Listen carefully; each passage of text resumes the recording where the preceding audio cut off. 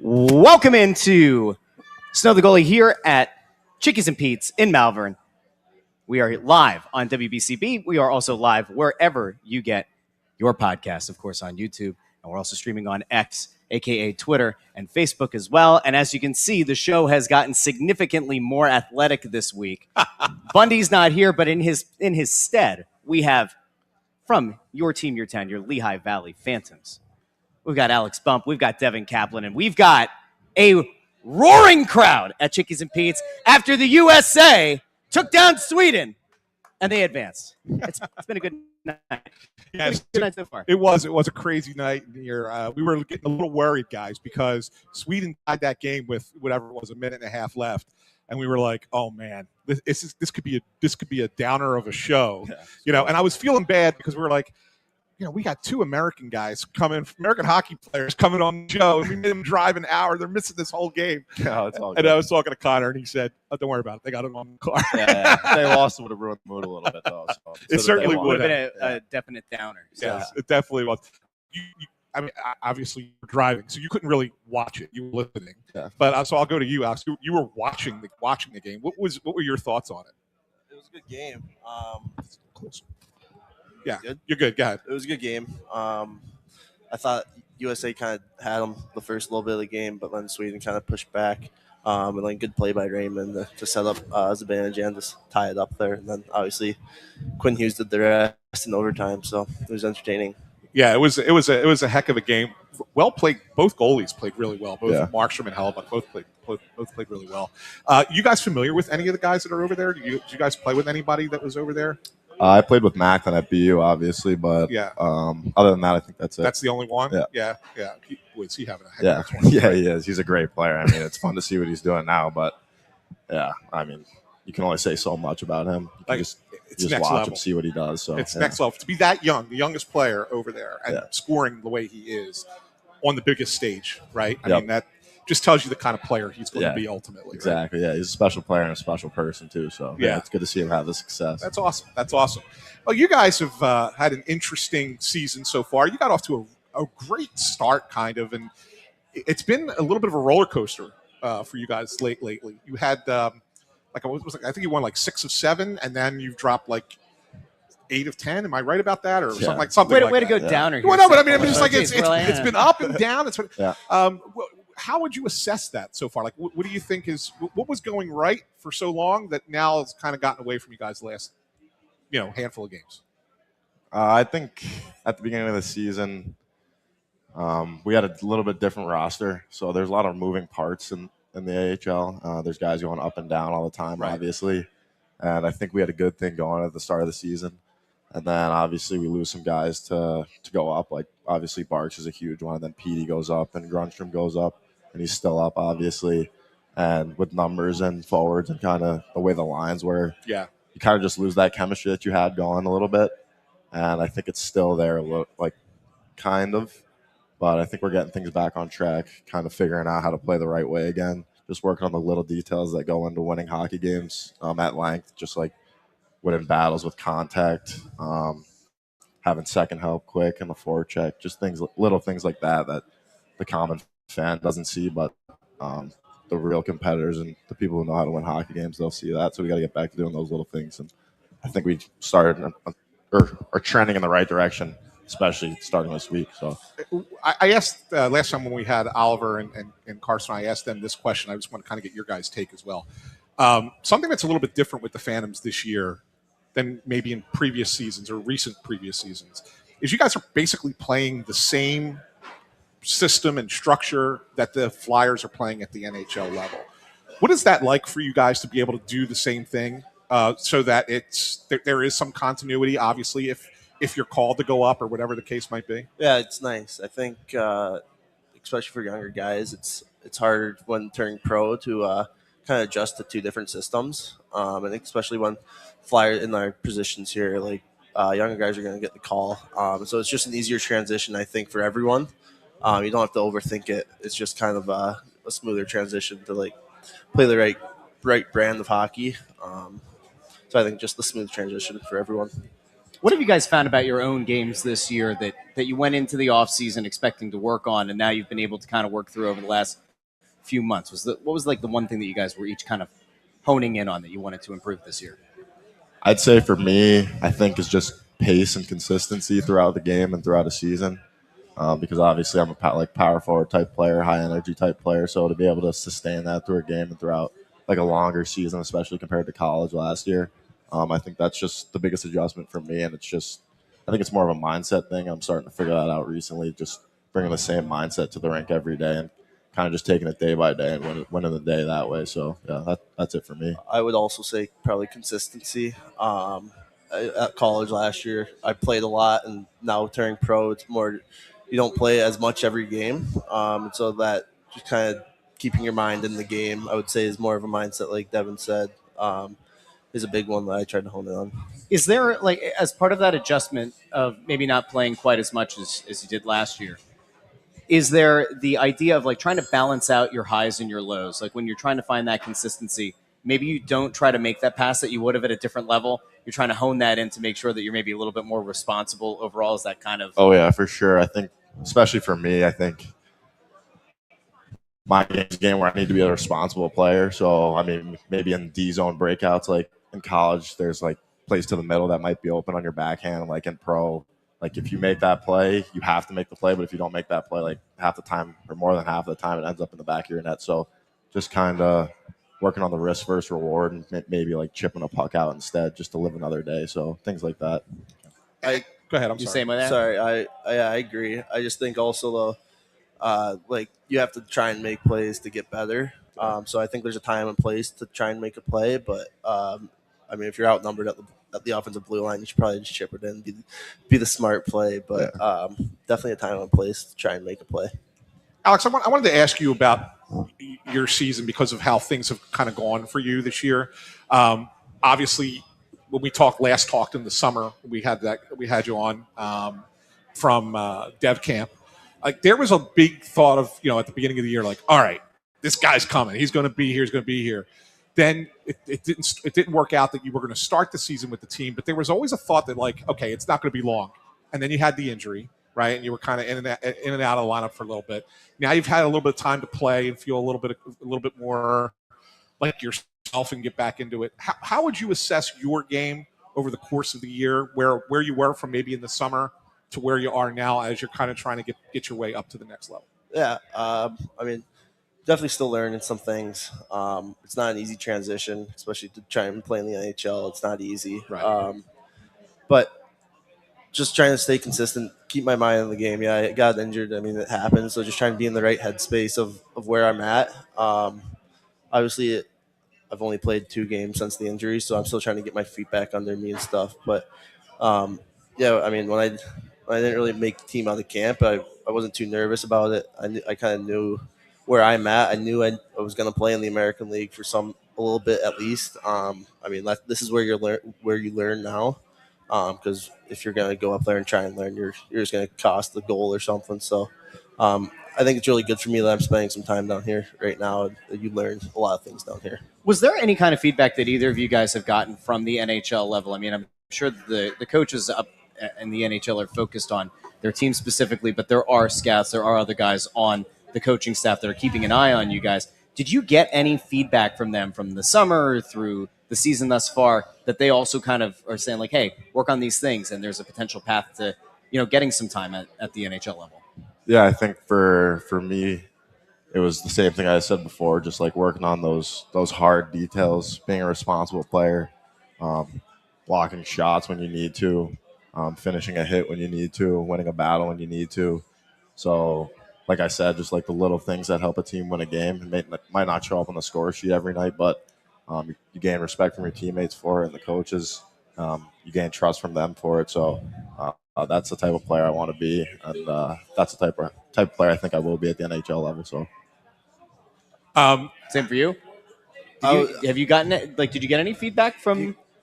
Yes. I mean, obviously, like Riley Armstrong, player development staff, is also really involved with us. So they're always on us down in Lehigh, which is nice to learn from. And like Chris Stewart, like ex-NHLers are always around us trying to teach us. So, I mean, they know best. They've been there before. And so it's nice to learn from those guys as well. I wanted to ask you about a couple of the guys who have come up and played with the Flyers. You talked about.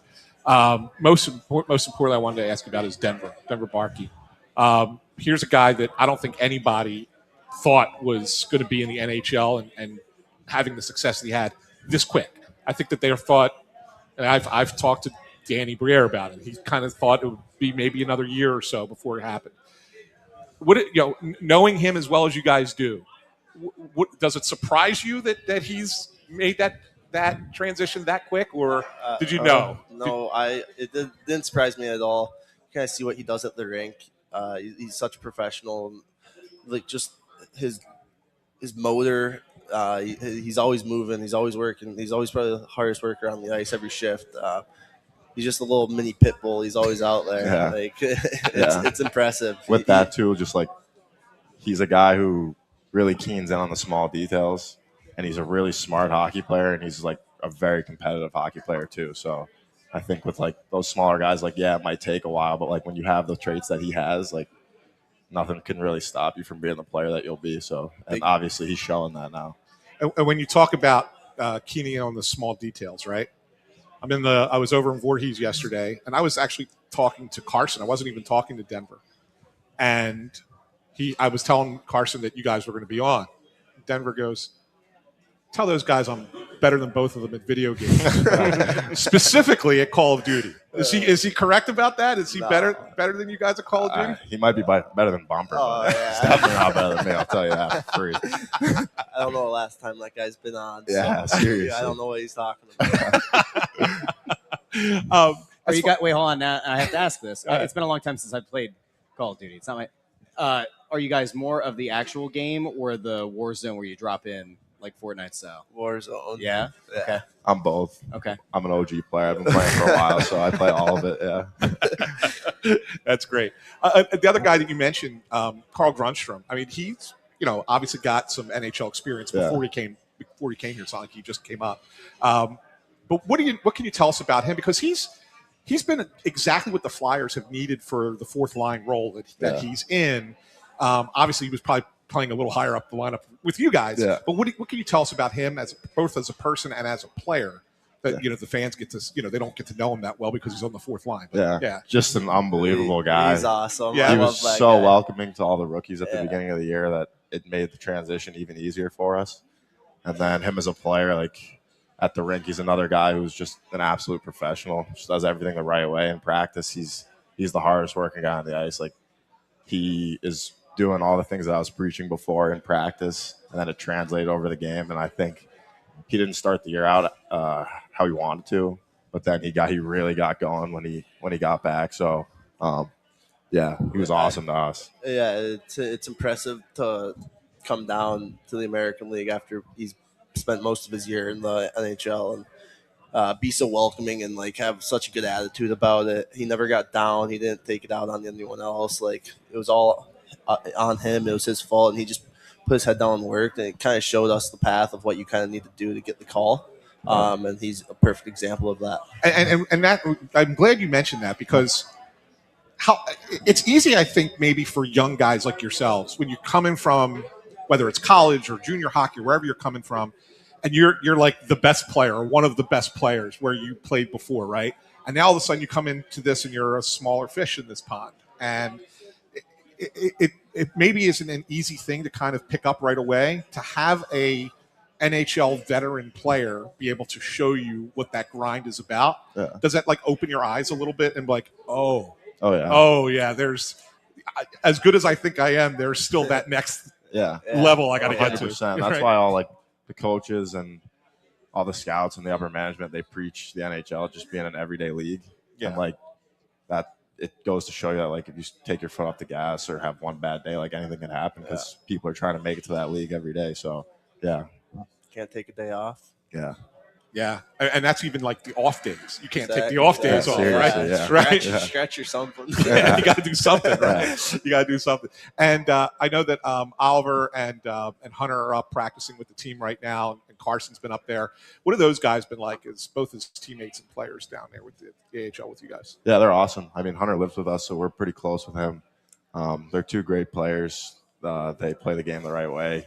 They'll do anything for the boys, just like power play, PK, 5-on-5. I mean, he's been physical this year, closing plays fast, blocking shots, moving pucks up quick, and then his teammates, they're both great guys. I mean, Macker's an unbelievable guy. I think sometimes too good of a guy. Sometimes too nice a guy in battles. Like he'll give it to you and then he'll apologize. And it's funny, but you love it. You love to see it. So he's just so competitive. And then Bonker's the same way. Such a competitive guy, great person, great teammate. Cool. All right, I got to get to, and we have a guy who's one of our fans who hates when I do this with the players because they just want us to talk hockey for 25 minutes. So I apologize to Greg Mack in advance. You can log off if you want. I'm going to read. Hold on. Before we do this, I think it's important that we also know. Well, okay, fine. Go ahead. Yeah, thank you. Go ahead. I'm well prepared, Russell. You've got this note. I'm well prepared. This looks like Windows 98. What are you doing? I just popped it onto there. It's easy to pull it up. Okay. First of all, before we get to these questions that I'm going to ask you guys, there'll be some fun stuff about your teammates. I want to remind everyone that the Lehigh Valley Phantoms are bringing fun for the whole family this March to the PPL Center. All kicks off with Melvin's birthday party next Sunday against Hartford. Melvin, pretty good. He's a pretty good mascot. Awesome mascot. Right? Yeah. Great mascot. I love his jersey too. It's a good jersey. It's a good jersey, right? So his birthday party's next Sunday. Plus later this month you have the PA 250 celebration. That's March 6th and 7th. Both games are against Charlotte. And then the Hockey's for Everyone night on March 27th against Springfield. They all highlight a month that you don't want to miss at the PPL Center. So make sure you get your tickets at phantomshockey.com to purchase them today. Did I do okay with that? That's a decent job, yeah. I did. Yeah, all right, that's perfect. Thanks. All right, thanks. I appreciate it. All right, so I got a list of questions, and I think this is going to be. We're going to have some fun with these. I want you guys to both give an answer to each one of these questions, and some of them might be the same, some of them might be different. See what you guys think. All right. So here's the first one I want to ask. Who's the team? First of all, and everybody wants to know this. Who's the team's unofficial DJ, for better or for worse? Boltsy, Sawyer Bolton. Yeah. Yeah. Is he good? Is it play He's good music? Decent. I'd say Macker, Hunter, yeah. Donald. Yeah, I'd say Hunter. Better. What's the music that you guys usually have going in the Macker's house music, and I'm not a big fan of that. Okay. I like the house music. It depends on the day though. Depends on the day. Sometimes there's different guys going. So what does Bolts go with? He's got like EDM, heavy metal, everything. Yeah, rap. He plays everything. Nice mix. Yeah. Nice mix. Okay, fair enough. Which one of your teammates would survive the longest in a zombie apocalypse?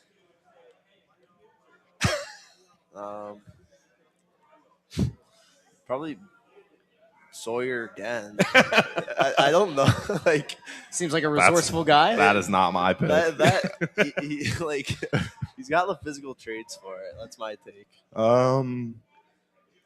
I'd say Max Gannett seems like a pretty responsible guy. Okay. Yeah, that'd be my answer. That's smart. That's it. There you go. Yeah. There you go. Which one of your teammates is most likely to start a conspiracy theory? Oh, Bolts. That's Bolts. That's easily Bolts. That's an easy. Feels like we got to talk to Bolts here. Yeah, I know. You should get them on. Connor, we got to get Bolts on the show. Connor, we got to get him on the show. Yeah, that question was a layup. Who has the best? Wait, no. Go ahead. I have to ask for context. Too. Yeah. Like, what kind of conspiracies do we think he's? Is he like a big UFO guy or like? Yeah, you could say that. Okay. Yeah, you could say that. Yeah, there's a couple of there's a lot of them. He's got a lot of them. It's hard to choose one. Flat. Yeah. Flat Earther guy. That's good. Oh. That's good. All right. Who has the best hidden talent? Max Gannett. Big time juggler. It's Yeah. impressive. Yeah. Really? It's a juggle, huh? Yeah, there's a couple jugglers on the team. You can do it on the floor. You can do it against the wall. It's impressive. Okay. All right. That's a good one. Who's most likely to forget their own birthday? Bumper. I'm not a big birthday guy.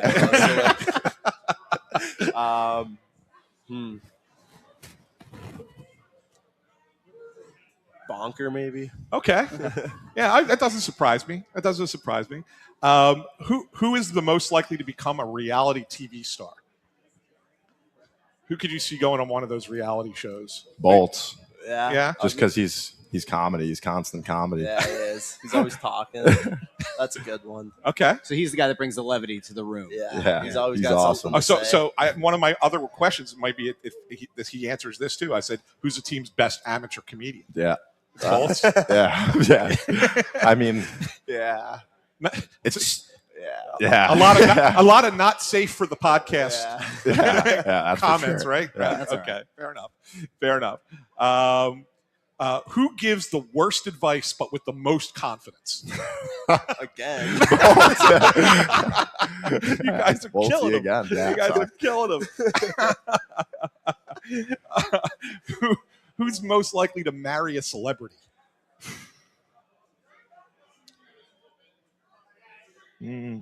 Barks, maybe.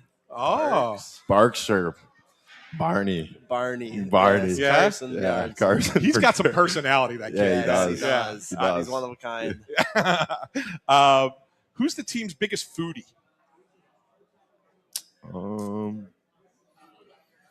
Knows like I'd say maybe Zayd Wisdom. Yeah? just That's a because good he's one. he's always bringing up nutritional facts Yeah, at the gym and just around the nonsense. rink, just arguing with our strength coach. So, I'd say probably Wiz.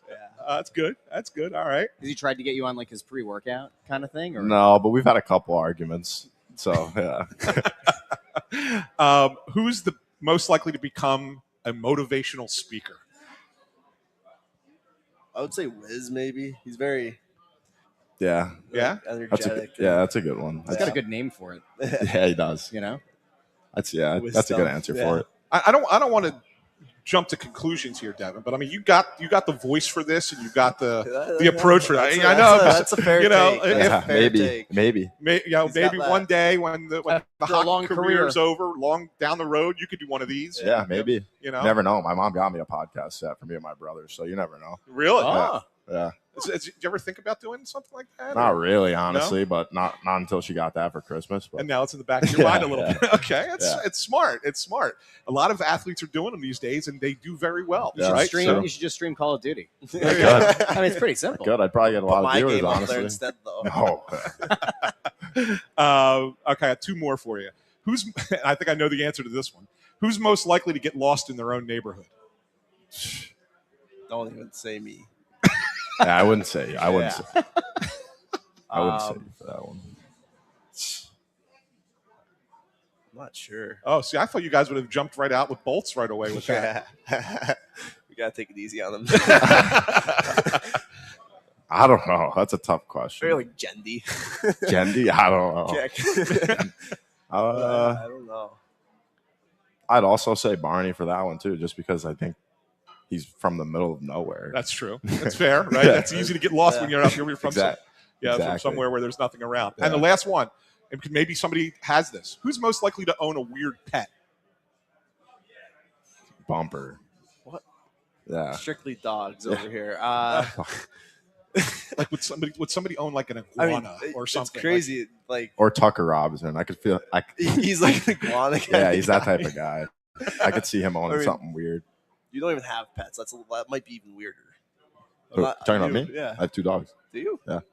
Uh Good try though. I thought you did. No, So you're talking about 2 dogs at home, or 1 dog at home. Yeah. okay? Yeah. All right, cool. Well, that was it. That's all the ones that I had for you. But I did want to ask you, Devin, as somebody from Bridgewater, New Jersey, Yeah. which is in my mind that is kind of like the crossover zone, Yeah. right? It's like 40 minutes Are north you of gonna ask me Trenton. if Central Jersey is a thing or? Well, no. It's so when I mean crossover zone, it's like Philly or New York, right? It's kind of like that. Like, Yeah. so when you were growing up, like, what was it? Who did you root for? Did you root for Answer the this Phillies? one carefully. Philly teams, or did Why you did you have root to for put the him New in a York bad teams? spot? Yeah, that's a tough spot. It's totally fine to say New York. It's Jeez. totally It's a fine tough to say spot. New York. It's fair. It's where you're from. Yeah, it's a tough spot, honestly. But I was a Rangers fan growing up because my parents lived in Manhattan. That's fair, and that's but then fair. my middle brother was a Flyers fan. Really? So there was some conflict there in the household.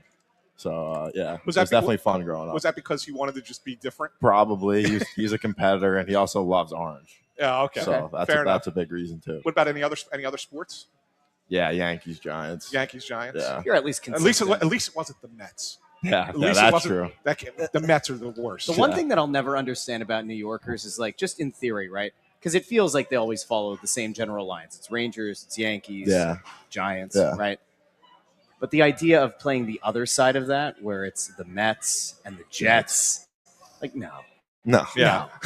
How do you do that? Yeah, Yeah. How do you do that to your kid? Yeah, I don't know. That's You know? terrible. That's terrible. I honestly don't know. And were you all Minnesota stuff growing up? No, growing up, I was a Detroit fan. 'Cause Detroit. I love Pavel Datsyuk. Okay. And then football, like when I was younger, my mom loves the Browns, Cleveland Browns. Okay. Family's all from Cleveland. But I can't cheer for them. They're just like They're terrible. I've never got into it. Yeah. That's right. You can't cheer for a team that stinks every year, right? Like I've never awful. got into it. I don't really cheer for any teams though. Ohio State Buckeyes football. That's about it. Oh, there you go. Oh, There you go. kind of made odds with the intern over The there. intern's Mr. Penn State. Big Penn State guy over there. Big Penn State. Sorry guy. about that. we gave him a hard time about the outdoor game against Michigan State as well. Yeah, that was a Porter. cool That was a game, good though. game too. Because Porter, had a Yeah. good game up there as well, and he was crestfallen. Poor kid. Well, guys, listen, we really appreciate you coming on. Thank you so much for Yeah, coming thanks down. for having us. Yeah, Yeah, thank you. best of luck to you Appreciate the it. rest of the season. Hopefully, and hopefully we see you up at the big club sometime soon. Yeah, hopefully. Right? Sounds good. Awesome. All right, Thanks again. thanks for having guys. us. Devin Thank Kaplan, you. Alex Bump, and be sure to get something to eat if you guys want. Totally. Whatever you want. Awesome. Yeah, absolutely. Alex There you Bump, go. Devin Kaplan from the Lehigh Valley Phantoms. Make sure you go out to PPL Center. PPL Center. Yeah. You go out and get tickets, and then you yell when these guys are out on the ice. You go, "Hey, I saw you in the show." And there you go. Yeah, it was good. That's what it's all about. It's good stuff. Good stuff. Good stuff. Jackie may want to go over because I think they're getting ready to leave. If you need to talk to those guys. Oh yeah, I don't want you to miss it. Right there, you go. You got All right. you got Ant over here trying to direct traffic. Well, Jackie said she wanted to talk to them before they left, and then she's going to come on the show with us. So I don't want her to miss out on her opportunity. Right? you only get one opportunity You only get one chance. to seize everything you ever wanted. One moment. There you go. Would you capture it? That's right. Like Do you I want said, to? By the way, do you want to do the Chickie's read before we get to the I player don't of the do week? a read. Oh. I speak from the heart. There you go. You can come out every Wednesday night. You can come find Snow the Goalie, myself, and Ant, and typically Bundy. We're out every Wednesday night at one of the 17 locations that Chickies and Pete's has in the greater Philadelphia area. Last week, we were in Bordentown, New Jersey. Tonight, we're in Malvern, Pennsylvania. Next week, we're at the Parks Casino on a Wednesday. And then, before the Flyers' first home game, post-Olympic break, we'll be down at the South Philly location. That'll be an early start because that's a 3 o'clock game. When you come out to Chickies and Pete's, you have a wide variety of things to choose from. To eat, of course, you can do the Bundy. You can get that clam chowder. You can go out and get a plain pizza, maybe a pepperoni pizza. They have one that has the hot honey on it as well. Yes. Get your cold shrimp, which is now what I've started picking up on. And today is Ash Wednesday, so I went with 12 cold shrimp, one with the crab cake sandwich. And then I thought about it, and I was like, gluttony is like kind of not a good thing. You're supposed to not do that on Ash Wednesday. So I have to repent, I suppose. But we had a great time out here tonight. They're not going to let you into heaven, Russ.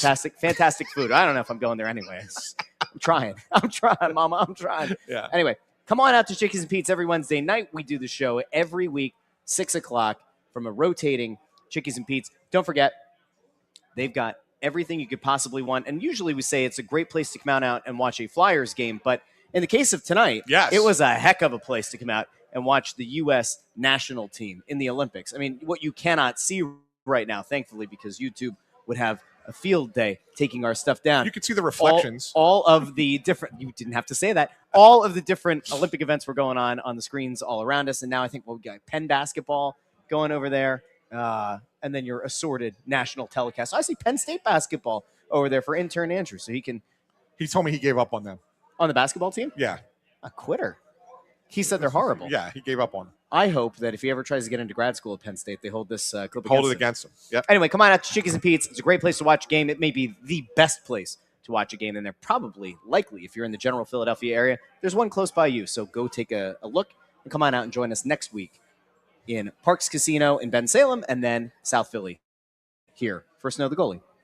Yeah, and we have to do the player of the week, the Payroll Server Solutions player of the week. We had conflict about this, by the way. Well, we did, but you came up with a good answer. I did. You did, and I give you credit for it. But the Payroll Server Solutions Player of the Week brought to you, as always, by Payroll Server Solutions. Call them today at 1-866-PAY-EASY. That's 1-866-PAY-EASY. It's the Payroll Server Solutions Player of the Week. That doesn't necessarily mean it has to be a flyer. You've been saying the flyer of the week, but it is the player. It is. Contractually, it is the player of The the week. player of the week. And Ant wanted to do the same thing he did last week, where it's kind of like, we just give handouts to everybody. And I said, nay, player of the week. And very clearly, the player of the week, because of what happened mere minutes before we went live today. Quinn Hughes is the player of the week for the game-winning goal that put the U.S. past Sweden and pulled this team back. It's like, let's be clear. That game very much felt like the U.S. is to win, right? There were moments in that game. The first period was a heck of a defensive standoff. You had a lead, and then it kind of felt like the U.S. got a little bit overly conservative in the third period, couldn't get anything going. And I said to you, around 6 minutes left, I said the good news for the U.S. is that there are no Flyers on the U.S. team, so Zibanejad can't turn into Superman. About a minute later, Zibanejad scores a goal. Less than a minute, I think. Scores a goal to tie the game. But it was all worth it. I hate seeing a blown lead like that. I do. Yeah. And then the fear of, oh, my God, you're going to go out. But on a positive note, they pulled it back. They get the win, and then this place erupted in a big way. Yeah, they did. I say Quinn Hughes, I think. That's a good one. I'm okay going that, but if I had to pick the guy who's had the best week this week, and I'm Mr. ABC for the Olympics. Yeah. Anybody but Canada. Yeah. Right? I don't want them to win. Mm-hmm. But man, oh man, has Connor McDavid and Macklin Celebrini been sensational for them. They have been. Yeah. Like they really have been amazing in this tournament. Mm-hmm. So if I had to pick who's been the best this week, I would probably be torn between the two of them. I would probably go Celebrini only because he's doing something at such a young age against the best players in the world on the biggest stage, and that's the side I would go. Mm-hmm. But I'm with you. If we're feeling our USA oats today, right? Yeah. We're sowing those oats today. Yeah. I'll go with you and give it to Quinn Hughes. I just think you kind of have to. Just for fun. Yeah. I'll consent to that. I'm with you. Yeah, I think you have to. Yeah. It is kind of crazy though when you think. Well, finish this out and then we'll talk about it. Yeah. So all right. So we're gonna go Quinn Hughes for the Payroll Service Solutions Player of the Week. Once again, brought to you by Payroll Service Solutions. Call them today at 1-866-PAY-EASY for the smart choice in payroll services. Payroll Service Solutions caters to the small and medium-sized business to handle all of your payroll needs. Call them once again at 1-866-PAY-EASY. Don't forget, if you have a large business, we could probably get them to split your big business up. Yeah.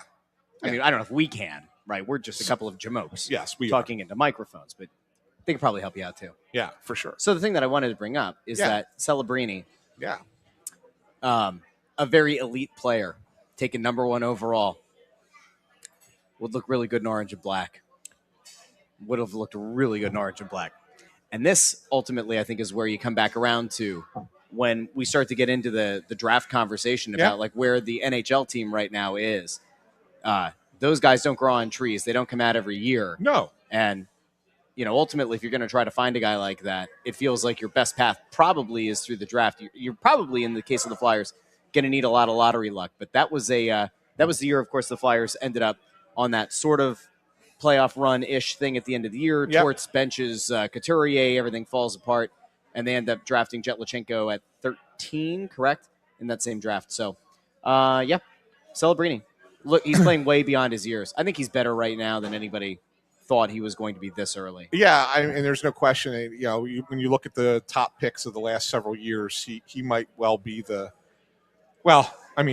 Schneider's pretty darn good for the Islanders, right? I mean, but he's a defenseman. But as far as forwards go, Schaefer. Yeah, that's why I said Schneider.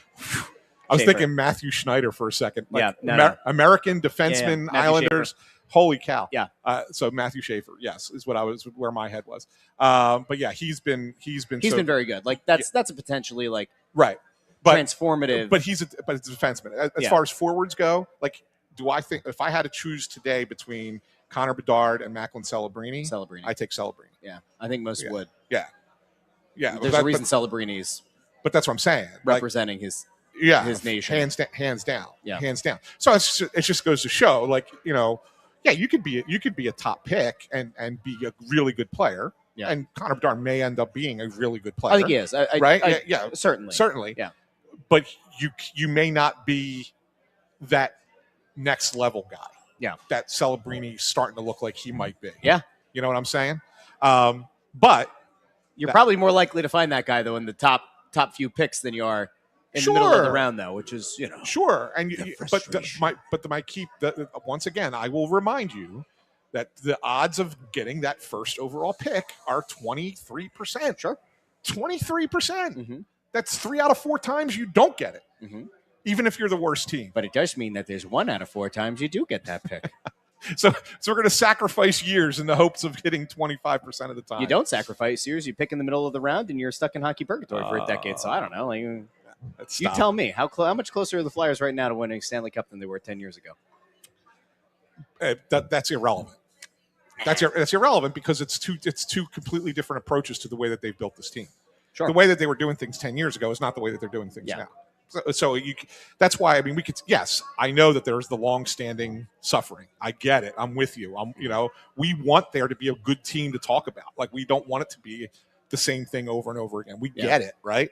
But at no point, this is the first time that since we've been doing it, right? Yeah. The Hextall era was not trying to rebuild. The Fletcher era was not trying to they were not. They were trying to retool. The Hextall era. Yeah. Okay, go on. But I'm just saying, like, as GMs, they were not they were not trying to do a actual rebuild. They were trying to rebuild on the fly. It seemed like there was he had a couple higher picks than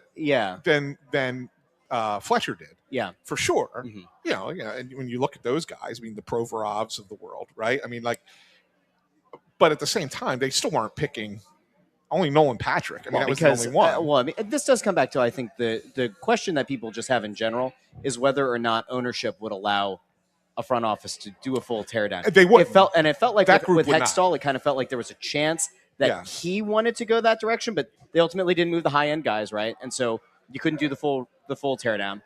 Fletcher had no interest in a rebuild whatsoever. None. Well, he was directed to. See, that's part of the problem. But he didn't do a rebuild. Yeah, that's one of the things that we don't talk about enough in sport, and just in sports in general, not necessarily with the Flyers, but it does fit with the Flyers, is a lot of times the people leading these teams, general managers, presidents of operations, or whatever the heck you want to call their titles, they are, a lot of what they do, the decisions they make, are dictated by ownership. Yeah. In the sense of not necessarily specifically go get this player or go get that player, but we need to do X, Y, Z in the next year financially. And so in order to do that, we feel like you need to make the playoffs. So go make the playoffs. Yeah. And that kind of changes the dynamic. And when you had pre-Dan Hilferty, when you had Dave Scott and Val Camillo, they were not interested in rebuilding. Yep. They were interested in only trying to win right away. Which did align with what Fletcher ended up doing. Because remember, correct, especially the last year and a half of his tenure, it was largely a lot of Band-Aid moves to try to get an underwhelming team, an underskilled, under-talented team into the playoffs. And part of that was also his own job security, I think. Like, yeah. And this is where ownership certainly plays a big role in it. But, like, let's not make any bones about this. If you're a front office executive and you're 2 years, 3 years on the job, maybe 4 years, and you're not getting the results and you're not making the playoffs, unless the edict has been handed down from ownership and unless you have been picking very, very high in the draft, there is little to no likelihood whatsoever that you're going to survive that. So you're going to start making a lot of moves that are self-preservation, even at the detriment of the organization. I think that's where Fletcher ended up. Briere kind of had it seemed like he had the blessing of the organization. Hey, do this the right way. And you hear Jonesy on our show at the Carnival and everything saying, we're still looking at this with the long term in mind. But I do think that it is fair to kind of question, are they being given that full blessing if they chose to take this thing down a little bit? And I don't know. No, I think that they're where they want to be as far as how they're building it. Like, I think that Hilferty's given them there's a difference between, and this is why I fight with people who say, well, Comcast is the problem. No, not necessarily. Comcast is the money. They have the money. And really, when you think about the line item that is the Flyers on Comcast's ledger, it's a very tiny. It's a rounding error. It's a rounding error. Yes, it's minuscule compared to everything else that they have, right? So ultimately, Jackie's going to join us now. Jump in. So ultimately, it's really not a Comcast problem. It's the people that they put in charge for Comcast that were the problem. And with the prior regime, you mean? Well, I mean, think about it. Prior to them, who was running? You're using a lot of pronouns. Prior to Dave Scott and Val Camillo, who was running things for Comcast? Peter Lugo was. And everybody loved Peter Luco, and everybody He loved felt like an extension of Ed Snyder. Yes, and everybody felt like the way he operated was, kept the Flyers in As the the Flyers. conversation, Yeah, right? yeah. You know what I'm saying? Yeah. So like, but Peter Luco was Comcast, right? I mean, it was no different. It was the same thing. Yeah. Then you went to Dave and Val, Corporate. and it was terrible. Now you're at Dan Hilferty, and you see a difference between them, Yeah, right? for sure. So it's not necessarily Comcast that is the problem. It's the people that they had in charge that were the problem. Yeah. Right. So that's how it is. Oh, look who we're welcoming to the show. Speaking of problems. Yeah. So we went from one guy who's a co-host of the show who can't pick the stars to somebody else who can't pick the stars. Jackie Spiegel from the Philadelphia Inquirer. How you doing, Jackie? Thanks for coming. I stand by what I had. Come back. Thanks for coming all the way out here. Yeah. To Malvern. I've never been to Malvern. Yeah. First time. That's pretty cool. How was the drive? Was it bad? It wasn't bad. I took Kelly Drive Okay. to City Ave, and then the usual 76 is a problem, right? Yeah, like that. That sucks. Like, yeah. I know Josh Shapiro has you could text him. I want to text him and be like, "Hey, bud, yeah. you got to fix this." Yeah. Like, this is that area. Like, it's been that way forever. There's a lot to fix. There's a lot. Horrible. Yeah, it's been awful. Move that a little bit closer. I was gonna say, I can't even hear there myself. You go. There you go. There you go. Yeah. There you go. Does it look all right? You're worried about the optics of a microphone. How it looks. It's a headset. You're wearing a headset microphone. So Jackie, thanks for coming out. No problem. Really, really appreciate it. It was good to see you over at Skate Zone. Can you confirm that Matvey Michkov showed up to the training center? You can confirm that? What, during yesterday? Yeah. Yeah, he was there yesterday. No, I know. I'm joking. Oh, okay. I'm joking. Yeah. Because there were some people, I think they're deranged, who were upset because he went on Instagram and he posted that he was in the Dominican Republic with a young lady. It appeared, perhaps a girlfriend. I don't know. We're not going to confirm these things. Oh, it's a girlfriend. But he was in the Personal Dominican Republic, and there were people who commented on his post on Instagram. Or you said you were going to stay in Voorhees the whole time and work for the Flyers. What are you doing this whole time? Seems kind of ridiculous, doesn't it? I mean, we all get time off. I mean, I don't even know what to say. I don't even know what to say. So here's the thing, and I'll put it out You there. could take a couple Ant, days. do you think it was? Was it a mistake for Matvey Michkov to take time away? I No, mean, I from think- my understanding, he stayed, right? Well, to he did. work up a bit, and Yeah. then he took a long weekend. A long weekend. He took a long weekend. The audacity. So he, from what I He understand, was working out though. I saw it. And the Flyers cannot. Little And lat pull downs. A couple of Basketball, couple of you know, sit-ups, throwing the The, basketball. Fly- I see him touching the a hockey Flyers, puck. the Flyers cannot comment on this because they're technically not allowed to have any communication with these guys or any responsibility for these guys during that 9 or 10 day break, whatever it was, from the last regular season game until yesterday, right? Yeah. So they can't say anything about it. But from what I understand is that from the day after the last game against Ottawa, he was working out and on the ice every day for like 8 or 9 days. And then he went on a short trip to the Dominican. And that's fine. I think the optics of putting the videos out on Instagram are probably where he makes a mistake there. How's that a mistake? Well, I mean, because it's like, you know what the temperature is about him, right? Does he? He should. You don't think he knows? I thought players aren't supposed to care about that stuff. They're not. They're not. So then why should he care? Good for him. If he doesn't care, then good on I him. would actually counter what you're saying by saying that within the Instagram post itself, there are the moments of him showing that he was like in the gym while he was there. So maybe he is online and he knows. I mean, I think you have to be conversation. cognizant of the fact that like How do you not know? the coach has spent the entire year saying, "Oh, I didn't come into camp on shit." So I think he's pretty well aware of what Yeah. the perception is. Yeah. I mean, but I don't think it was I think it's hysterical. I think it's absolutely out of bounds. Be like, oh, you know what the bigger problem is, Jackie? What's that answer? We can't ask Matvey. No, we can't. Can't ask him. How do you people, I'll put you in this. You do realize that, like, while translator apps aren't perfect, as somebody who speaks a bunch of languages, but like, why? He they're can't- not something we can use like in a publication. Correct. They're not. Okay. They're not. We so would have to. Here's a perfect example Yeah. of why they're not great, right? So I have a friend in Germany, Mhm. and I went and visited her. Like, she invited me to her wedding, but I went like a couple of months later because I was like, I'm not going to go to the wedding because I'm going to come see you anyway in September.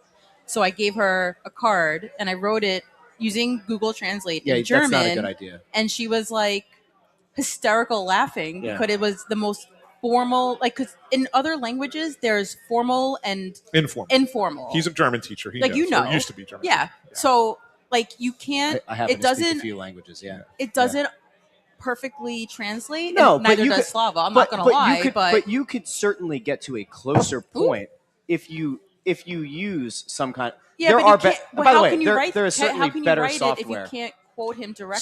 So here's what we did with Jose Alvarado this summer, just to kind of give an example, right? Yeah. So the Phillies have a Spanish language interpreter, Diego Daniello, and then when Alvarado was coming back from the his 80-game suspension for PED use, they did not have Diego translate. They had the assistant GM translate instead. And so what we did is we said, all right, they obviously probably did that to have him clean it up. So we took the Spanish and You sent it to me and said, "Is this what was well, being said?" but not only you, I ended up sending it to multiple people until I finally got some. Many people. I Well, got that's I got- definitely getting. I got someone washed. to actually Yeah. translate it for me. It's getting filtered, right, Yes. Yeah. and they translate it, and that which we- is what Slava does too. that's when we Like, know. to be That's fair. when we noted that Alvarado said, and he kept it out. Jorge kept it out. He said, "Well, it's not like I killed anybody, right?" So that part of the quote was left out, I did not know that. right? So if you know Spanish and you listen to I mean, him I know say Spanish, it, right? yeah. Like, I mean, you'll hear I took it, Spanish in high school. right? It's I not know- like I know it's a to secret. To a It's level. I know. not like it's a secret that he said it. So my point is that all you have to do if he's just speaking in Russian Yeah. is find somebody to be a Russian translator for you. You have to say that we had someone translate it in Russian, whatever. Right? That would be the thing. The Flyers aren't making him available in Russian because who's relaying the English question to Matt Day? It's a joke. It's entirely unacceptable. I will die on this hill.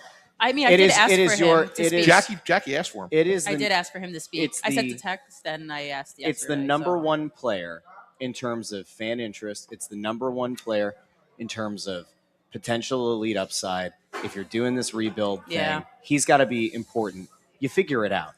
It's not as if it's like Well, some there's- obscure language. You it's mean to hard tell to me that write- there's nobody in the greater Philadelphia area? It's not fair that we're writing stories There are about multiple- him, I about mean- what Talkett's saying. We don't have his response. Yeah, and it's like- not fair to him. And even in a worst case scenario, there are how many colleges and universities in general? Westchester University has a Russian program. You mean you couldn't get a grad student to go? There are absolutely. so many people that they don't want to make him available. That's the only logical conclusion I can come to. Because again, it is not like it's an obscure language and that this place is bereft of having anyone who can speak the language. So then the question is, why will they not fill that role? I'm not saying you need to have a full-time translator available. Yeah. But there are so many different avenues you can go down as an organization. And the question I think that is fair is, are they worried that maybe there is that loss of filter? Maybe Michkov does say something that you don't have somebody wash over, and then all of a sudden it becomes a war of words through translators. Could that be fair? 100%, Russ. I'm with you on this. Like, that I will say, not to like defend any of this, Yeah. but also there is a loss of translation that can happen. Sure. Right? Regardless of anything. Well, it's also and important. it happens in Spanish too. Well, it's important because the delivery Sure. and the context Yeah. sometimes gets missed in the translation. Dialect is also important. Right. Yeah. And here and like making sure that because maybe the question isn't being asked in the manner we're asking it also. So, I do think he understands English a lot better than he has. I don't think he's comfortable, obviously, having interviews on the record in English yet. I mean, he said hello to us. Yeah. Asked Right. how we were. always does. Hey, guys, what's up, guys? Yeah, like how when he walked in or whatever. Yeah. I just obviously don't think he's ready to. And look, when I was growing up, Nicholas Sundstrom didn't talk, and he's Swedish. He didn't talk for like 2 years, I think it was, Right. when he came over to play in New York because he didn't understand the language enough, and he never felt comfortable to do interviews in English. So, does it have to get to a point where it would be nice that he could talk to us? Absolutely. I Yeah. mean. But There's it's also- hard because we're writing stuff about him and he has no way of. There's also nuance to it too. Just for the people who don't totally know this, there is a distinct difference between being somebody who speaks the language and then somebody who has the qualification to be deemed a translator. There's because difference, yeah. because the people who are deemed a translator are able to do the full contextual Yeah. translating in addition to knowing the verbiage, in addition to knowing the dialect. There are certain nuance in language that's lost. Just because I speak Spanish doesn't mean I could or should serve in a formal capacity as a translator for a player in the Phillies locker room, for example. Fair. But again, I can give directions for a train. That's what I used to do. But again, when you're an organization at this level, this should be something that, like, at the very least, if you say, hey, we don't want to have somebody who's available after every game in case you want to talk to Michkov every game, we're going to have somebody who's going to be here and do it once a week. Whatever that interval is, that should be figured out.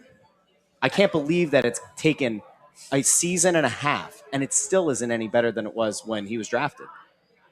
It's crazy to me. Well, I mean, Slava's okay, right? I mean, I mean, you find that, and I do think he does translate very well with what he says, and he also, like, you'll see, he also will explain. And what I will say, what I appreciate about Mappe is he learned very quickly.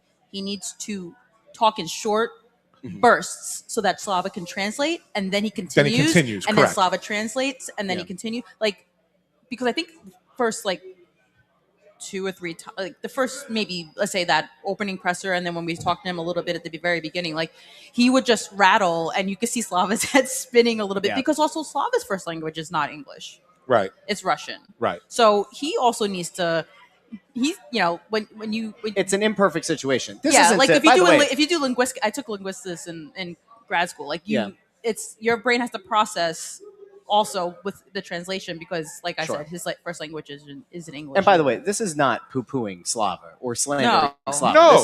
This is just pointing out that the situation is far from ideal for both him, for Matvey, for the reporters. I just think it's unfair to Michkov more than anything else. Like that, it's unfair that Michkov can't provide context to any questions we might have about the situation. That to me is the biggest problem here. Yeah. You know, and look, the guy's been gone. Slava's been gone since the end of January, I think it was, right? By the way, she's in the final tomorrow. I know. Isabel Levito, right? She's from Mount Laurel, figure skater. She grew up in Philly. I think she was born in Philly. Yeah, but she lives in Mount Laurel. That's where. Well, that's where she trains at. Okay, yeah. So she's at the finals of the figure skating. I think she's Olympics. 7th or 8th heading into the long. So what do they call it? The long form? No, that's not right. I don't know. It's a short and short then the program. Free short program, long program. Long program, yeah. I think it's long program. Yeah, all right, whatever it is. But the point is Slava is her skating coach. Oh, so that's why he's. That's why he's Someone sent me a in picture. He was like putting her jacket on after she got off the ice. That's so cool. Yeah. That's why he's in. That's why he's there. But you're now a month without a translator or interpreter, depending on how you want to phrase it, and all this stuff is coming up about Michkov, the carnival, and Petey's video that we talked about, and him training, and then him going on vacation. Like, these are all questions that Matvey should be able to answer. Yeah. And it's just like, we don't got anybody. Sorry. Yeah. I think they're doing him a disservice. I agree. That's the problem the way I look at it. And I know more than anything else. I know that there's typically a pushback to the players playing in the U.S. He should learn English. There should be, but there's still, even if you were to adopt that philosophy, you're still going to lose nuance in an answer. Because if he gets out of his comfort zone of answering honestly in his mother language, right? Yeah. And he switches over to English, and he's at like the novice level, you're going to get 3-4 word answers of very broken English, and you're not going to get a better answer than you would have otherwise. Correct. Yeah. Correct. Oh, like you go to like a press conference with a guy who speaks French, like Andre Tournier, when he would do World Juniors, and like he would answer us in English, and it'd be like, yeah, everything's great, blah, blah, blah, blah. And then he'd answer in French, and it'd be like a 20-minute answer. It's like, all right, well, whatever. Yeah, exactly. Like, listen to, like, even Couturier sometimes, right? Like, he definitely, you could tell when guys are in there, like, what they grew up with, they're going to give, I don't want to say better answer, but it's easier sometimes for them. Yeah, sure. Like, even when Danny Briere, he talks to all the French reporters in Montreal. Yes. Like, historically, I mean, maybe not this year or last year, but before that, when he would speak to the French media, he would typically give a little bit more. Yeah. When Alain Vigneault was here, Vigneault gave a much more descriptive answer in French than he did in English. And I'll say, even look, I've known Danny now. It's 16, 17 years, however long I've known him, and I can tell you, as great as his English is, and he's sensational, he still every once in a while trips himself up. Yeah. Still, and that's Well, you start somebody. to second guess yourself. But that's what I'm saying. Like, that's somebody who's been doing this for as long as he has, right? Since he came into the league. I mean, I think his first 2 years he struggled with it, but I think by year 3 in the NHL was when he really started to feel comfortable talking in English. But even so somebody who's been doing that for 25, 30 years still gets once in a while gets tripped up on a word. I mean, I get tripped on in English all the time. Well, that's what happens from where Staten Island. God, no. Did you just try to do my bit? Yeah, you did. You I tried to steal it. I tried to steal your bit there. You know what? We have 5 minutes left in the show, and I think that we should bring it back a little bit more to the hockey that's being played right now. Because while I'm sure there are people who care about what's going on down at the training center and everything, there have been some clips going out and around. You're a week out from the Flyers returning. So the U.S. had a big win today. Canada almost blew it. Like, Canada nearly found themselves out before the quarterfinal or before the semifinals. So as it stacks up right now, correct me if I'm wrong, it's Canada versus Finland. Correct. And it's the U.S. versus Slovakia. Correct. Yeah. It's going to be U.S. and Canada. This very much has felt all along like it's Canada. This should US, be Canada and the U.S. Yeah, but they both could have lost today very easily. Does today put any doubt in either team's mind, though? Like, the way that both of these games play. I mean, seriously, like Czechia and Sweden could have just as easily both gone through. No. Or does this put these teams on higher alert? The one thing I will say is I don't think either. I didn't see the games. I'll be honest. Yeah. Like, I was busy dealing with doctor's appointments today. Like, I didn't see any, and I was driving here during the U.S. game. But I don't think so. The one thing I will say is the Finns, they hang around in games. They just hang around. So if anything, I think Finland has a better chance of pulling an upset over Canada than I think Slovakia does over the U.S. But I don't think either one happens. I think it's Canada-U.S. I know it's not the same, but don't forget, Finland is the defending champion. Yes. They won gold 4 years ago. It was amateurs, though. I said it was different. Well, I shouldn't say amateurs. I did shouldn't say preface amateurs. it. Some of them were professional, but Yes. no NHL players. No NHL. Just wait till players. Rasmus Ristolainen scores the game-winning goal against Canada. That first-round pick is going to hit. Rasmus Ristolainen has scored a golden goal at World Juniors. That's right. Really? Oh, yes. What year was that? Oh, It was a bit. It's been a bit. I had it in my story, too. It's been a bit. 2014? I was going to say that. No, that's where you say, it's in my story. Go subscribe. Well, that, too. Subscribe to the Inquirer. That's right. That's Yes. right. But yeah, no, he scored it in 2014. He joked, like, when I asked him about it, he goes, yeah, I used to play some offense. But that was him just being, like, funny. When would the final be? I think it's Sunday. Sunday. So I think it's usually the last game before the closing ceremonies. Yeah. Okay. Yeah. So I think So what's the prediction? Get your predictions in real quick. How does this? We all think it's U.S. Canada in the final. I do. Yeah. At this point now. And who wins? I mean, I hope Travis Sanheim and Rick Tocchet have fun, I but hate- go USA. I think the Americans win too. I think that they have better goaltending. Yes. I know Binnington always comes up big for Canada. He did again today. Made 2 big saves. It's a huge game for Hellebuyck too, for his legacy of. Yeah, but Hellebuyck was He's not great. known to be a big game. Correct. Honor, yeah. So the real question is whether or not he can buck that trend. If he can, I think the U.S. has a legit chance. I do too. It's funny because I wanted to come in here and I wanted to crow. I really did, because last week, if you go back and watch last week's episode, I said on the episode, don't count out Czechia. I think that they can pull an upset here. And then they with 3 minutes to go, I'm sitting there at home going, I can't wait, and then they sat back and let Canada come back. Yeah. It was very disappointing. All right, so I did see that Mitch Marner goal on replay. That was ridiculous. they don't miss him. They don't miss What's him in ridiculous, Toronto the at all. goal or the fact that they just let him skate through 3 guys? I mean, I think Dan Vildar probably would have stopped that. But I think It was Vladar would overcommitted.